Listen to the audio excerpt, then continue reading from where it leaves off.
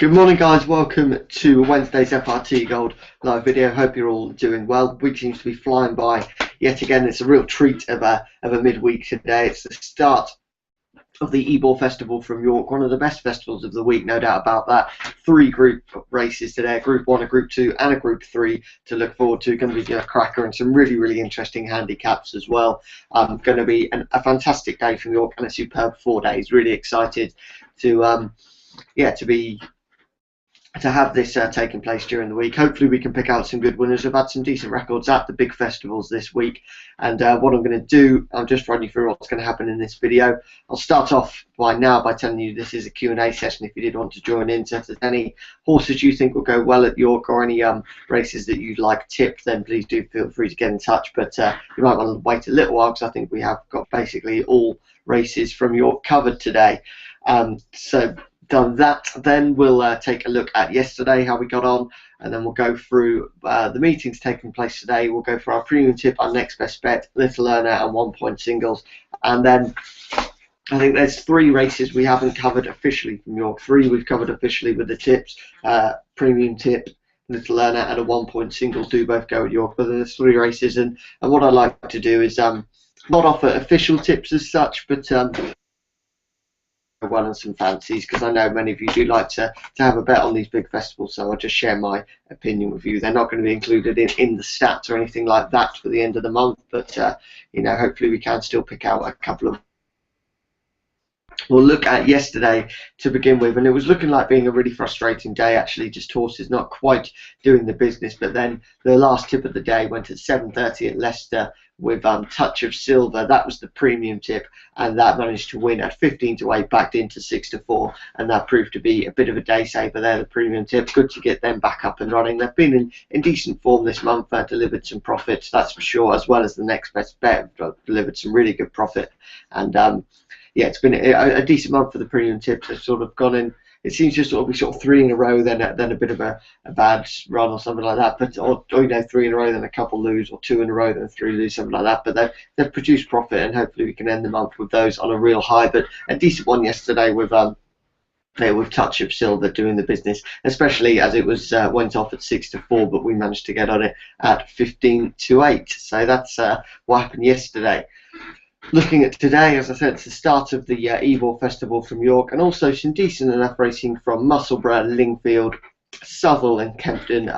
Lingfield, Southwell and Kempton all on the all-weather, I believe, today, although Lingfield might be a bit of a mixed card. There might be some turf, some all-weather, but we'll start off by looking at our premium tip for today. That goes in the 2:30 at York, and it's Bassettine currently at 9-4. Now, this horse was third on debut, and then was an emphatic winner by a wide margin at Doncaster last time out, and I think that could prove to me that this horse could be a really class act. I think runs for Richard Hannon, and his 2-year-olds are really wants to be feared, especially in these big races. We look at the likes of Tiggy Wiggy, Balthor Agar, horses such as that. They've produced some really good 2-year-olds, Cool Company as well.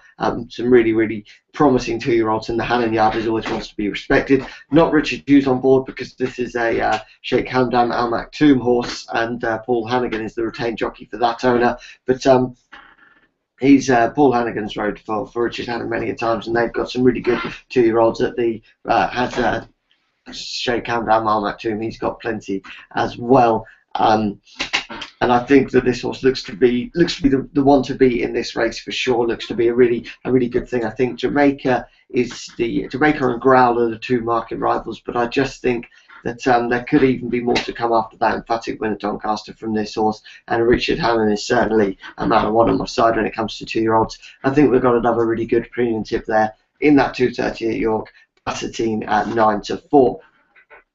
The next best bet for today, that goes in the 6 o'clock at Southwell, and it's He Ho, and that's currently at 2-1. Now, this horse has gone close on plenty of occasions actually, but hasn't quite managed to get a nose in front yet. But I think today could be the start in what is a fairly average field, I would say. So Michael Stout trains this horse, and he doesn't send too many to Southwell, and I think usually he'll send them there if he thinks it's a really good chance for them to win. You know, sometimes it is because perhaps not the horses it's probably a good bit of placing from Sir Michael Stout. Graham Lee's the man booked on board as well, and he's a jockey you want on your side, especially when these big meetings are going on. Of course, the likes of Hughes, Hannigan, Ryan Moore, Jamie Spencer, all of the big jockeys, they are at that big meeting. So it's sometimes worth following a jockey that could probably get a couple of rides at York if he needs to, but you do just wonder, is he going for Savile to pick out a few winners perhaps? I think possibly might have a couple of rides at York today, but yeah, I do think that sometimes there wants to follow a jockey like Graham Lee when these big meetings are on. But yeah, I think he's a really good jockey booking. I think Hey-Ho should have enough to do the business. And feeling good that we can have a premium tip and next best bet double today. The little earner for today, that goes in the 305 at York, and it's Hartnell currently at 10 to 1. This horse couldn't come here in much better form, to be honest. Has won his last two, and the Mark Johnson yard is in fine form at the moment as well. Hartnell, I think, has won a couple of Group 3s. Perhaps don't hold me to that. I believe it's Group 2s, but this is a Group 2. But I think the horse is more than ready to step up in class and could be given an easy lead in this. It's sure to go out and make the pace. I think that's exactly what this horse is good at. It's a typical Mark Johnson horse in that run. Loves front running, and Joe Fanning from the front, I think he's just so good at judging the times, when to slow the race down, when to pick it up. He's just such a good tactician when it comes to that. And once a Mark Johnson horse gets in front, they are tough to pass, and I'd be really, really surprised if this horse wasn't in the top three. I actually think he's got the quality to win. I think Kingston Hill, when looking at it first glance yesterday, I thought Kingston Hill was a really, really good thing, but when reading into it a little bit more, although he could be, I think, too short to offer up as a tip, and also I think there are plenty of question marks over Kingston Hill, and I'd much prefer a each-way bet in this race, and the each-way one that stood out to me all day long was Hartnell for the Mark Johnson yard. I think that can go really well today, and as I said, I'd be really surprised if it didn't manage a top 3 finish. Right, 2 1-point win-only singles for you today. Start off in the 220 at Lingfield with Galib, and that horse was at 5 to 2 when first tipped, and has been backed into 13 to 8, so plenty of support coming for that horse. And then in the 455 at York, it's Felix Leither, and that horse is at 9 to 2 from 5 to 1 when first tipped out this morning. So they're all of our tips for today, the official ones anyway. If you've got any questions about any of them, please do feel free to either join in this Q&A session or get in touch via Facebook, facebook.com/groups/FRT Gold. Alternatively, you can send me an email, joe@freeracingtips.co.uk, and I'll do my best to respond to you as soon as possible. So yeah, they're today's tips, but it's the 155, the 340 and the 420, the races at York we haven't covered, and I've got some horses that I fancy to go quite well in all of these, so I thought I'd share that with you, and I will also send this via the FRT Gold Facebook page and through email as well. As I said, not official tips, but just ones I think that can go well.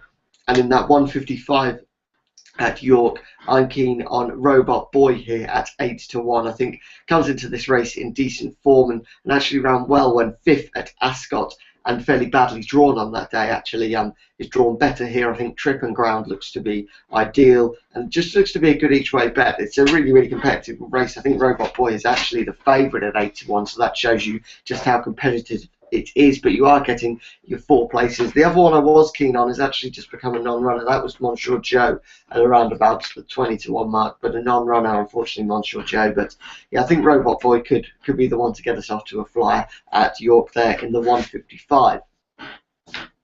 The 340, this is the big race of the day, the Juddmonte International, and it's about 4 to 6 on Australia at the moment.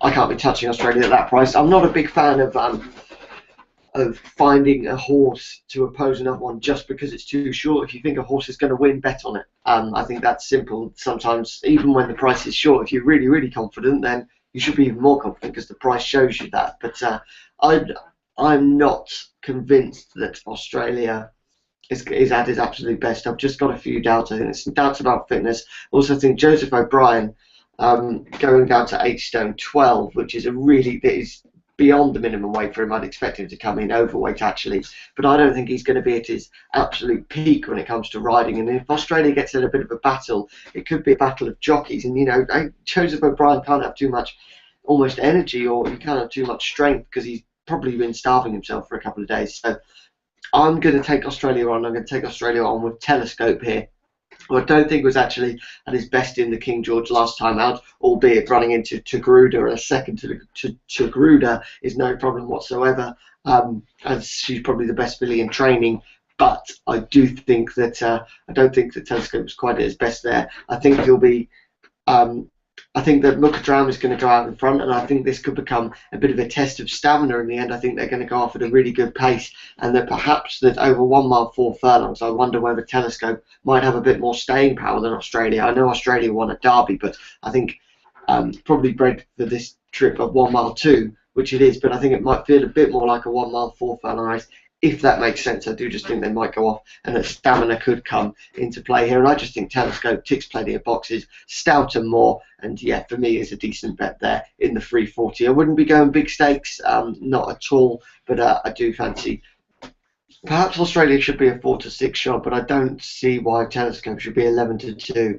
I would say more should be around about the 3 to 1 mark, because I do think he's the biggest challenger to Australia. But really looking forward to that. It's going to be a cracking race regardless. And in terms of pure racing enjoyment, what you probably want to see is Australia live up to potential yet again. It's amazing you can say a horse hasn't lived up to potential when winning 2 derbies, but forget that Irish Derby form.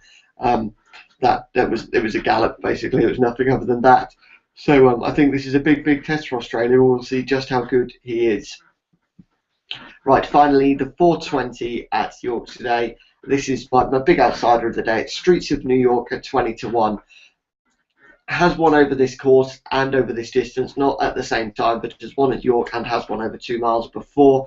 Has also won a hurdle, and I think could just come into this one fairly well handicapped. Brian Ellison trains, who's a man that I like following. Jack Garrity is really good value for his £5 claim, and off a bit of a featherweight, I think this horse could be a good each-way bet. But yeah, it's probably 20 to 1 for a reason, but I'd be surprised if that horse doesn't outrun his price just a little bit. So they're all of today's tips, and just a few fancies from York there as well. If you've got any questions, let's say, throughout the day, please do feel free to get in touch. But for now, that's just about it for today's video. There'll be one once again tomorrow.